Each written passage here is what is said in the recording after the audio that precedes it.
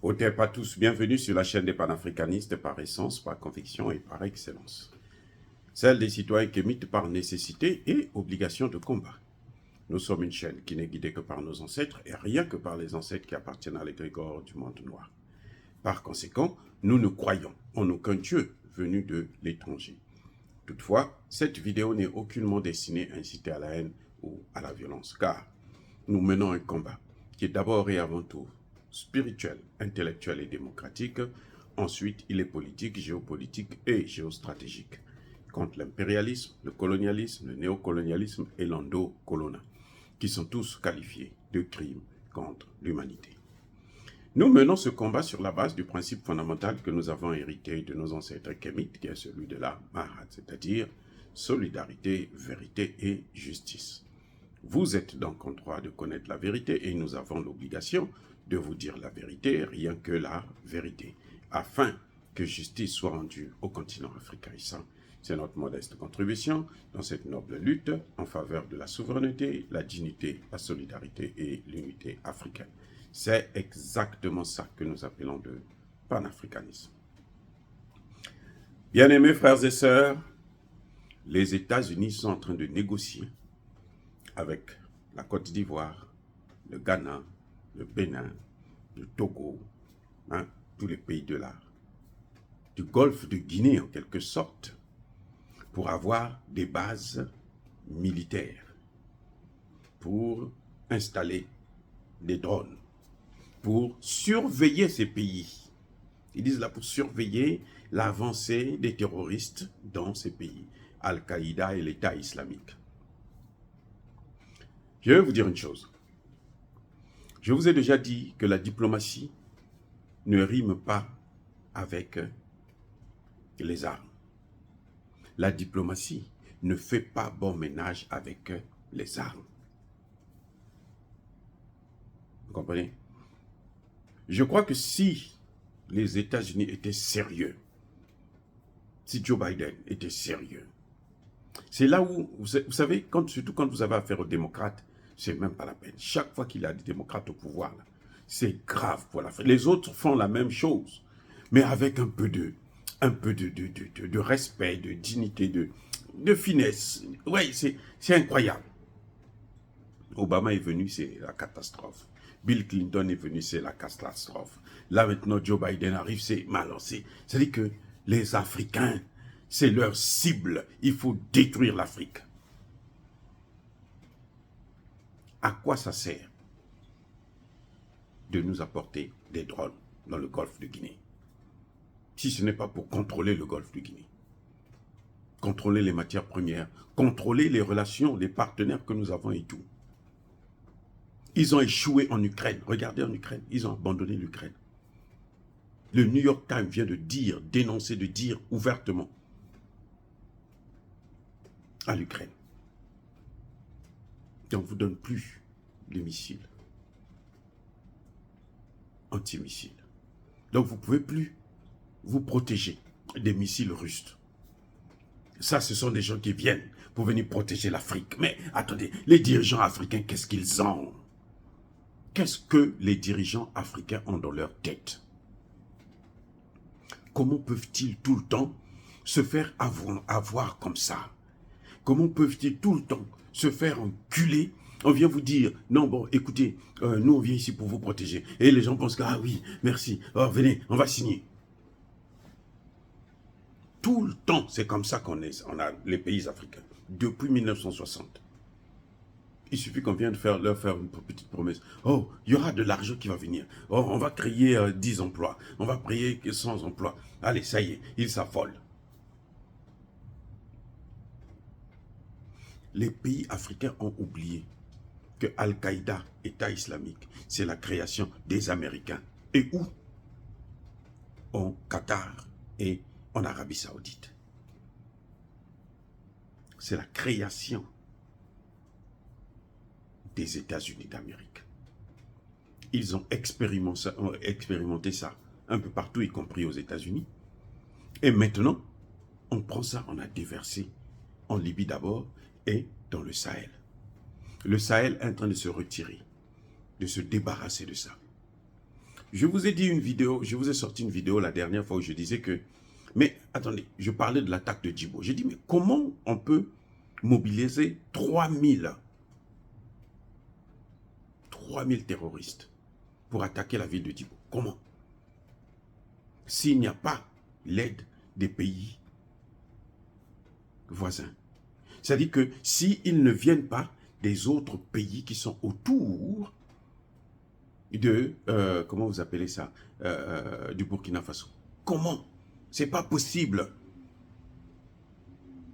Dans le Burkina Faso, là même, on ne peut plus avoir des groupes de terroristes. 3000. C'est tout un village. Donc, pour qu'il y ait ça, c'est que il y en a qui venaient de la Côte d'Ivoire, il y en a qui venaient du Togo, il y en a qui venaient du Bénin, il y en a qui venaient du Mali, il y en a qui venaient du Niger.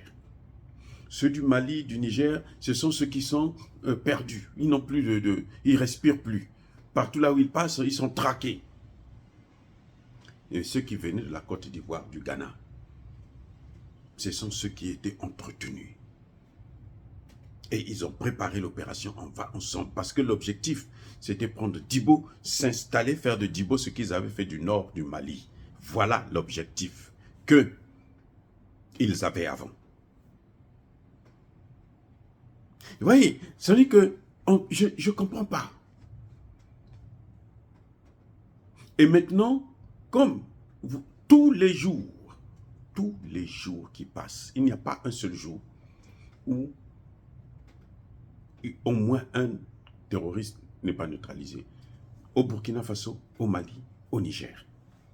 Tous les jours qui passent, depuis que l'armée française est partie là, chaque jour, il y en a qui tombent. Chaque jour. Je pense aujourd'hui ou hier, on a arrêté au Mali. Ils avaient des réserves de kérosène qu'on a pu mettre la main dessus. Donc ce qu'on devrait leur donner là, ils n'ont pas pu. On a mis la main dessus. Donc ils vont aller. Maintenant ce qu'ils font, c'est qu'ils sont en train de fuir.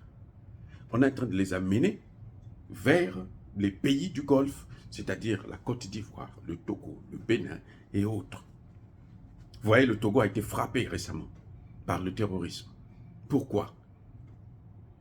Ce sont les mêmes qui fouillent maintenant les 3 pays de l'AES là, qui sont en train de venir vers là. Parce que c'est le seul endroit, ce n'est que par là, dans ces zones-là, que Américains, Français peuvent les entretenir. Donc, quand vous avez vu, je vous ai démontré, quand vous avez vu l'attaque de Djibo, c'est parce que en Côte d'Ivoire, au Ghana, au Bénin et autres, ils étaient entretenus là-bas. Ils avaient tout. C'est là-bas qu'on les a entretenus. Je ne dis pas forcément avec la complicité de l'armée des présidents de ces pays. Non. Mais eux, ils viennent de là. Ils se sont installés. Puisqu'ils ne peuvent plus, vivre. Ils ne peuvent plus vivre dans le Sahel là. Mali, Burkina, Niger, ils ne peuvent plus vivre. Ce n'est pas possible pour eux. Donc, qu'est-ce qu'ils font? Ils vont maintenant vers ces pays-là. Et là, de l'autre côté, il y a les Français et leurs complices qui les attendent. Ça peut être des Noirs, des Africains, des Togolais, des Béninois qui travaillent pour eux, qui les reçoivent là-bas, qui les alimentent. Parce que l'objectif des Américains, c'est quoi? C'est encercler le Sahel pour que tôt ou tard, on puisse attaquer encore le Sahel à partir de ces pays-là. Ce que ces pays oublient, ce que la Côte d'Ivoire oublie, c'est que eux, avant d'attaquer dans ces pays-là, ils vont attaquer d'abord en Côte d'Ivoire. Et ces pays-là sont en train de se préparer, hein. Ils sont en train de s'armer. Le Burkina Faso vient de créer encore 7 bataillons. 7 bataillons. On va mettre là. Vous ne pouvez plus. Le Mali continue à recruter. Le Niger est en train de monter en puissance. Donc ces pays sont en train de s'équiper. Ça veut dire quoi? Ça veut dire que les Américains, quand ils vont avec les Français, les lancer maintenant vers ces pays, on va les neutraliser. Ceux qui vont rester là, ils vont revenir dans ces pays et ils vont s'installer là pour maintenant faire le terrorisme dans ces pays. En conclusion, les États-Unis ne cherchent pas à venir pour protéger ces pays, puisque ce sont eux qui ont amené le terrorisme. À moins de ne pas connaître l'histoire. Si Alassane Ouattara a oublié l'histoire, bon, on le lui rappelle. On rappelle aux Ivoiriens que l'histoire, là, c'est que ce sont eux qui sont venus avec le terrorisme dans le Sahel. Donc maintenant qu'ils ont perdu le Sahel, il faut trouver des chutes, des bases, des chutes pour continuer pour essayer de reprendre la main, comme ce n'est pas évident. Parce que dès que les militaires américains vont quitter Agadez, là, vont quitter le Niger, c'est fini pour eux.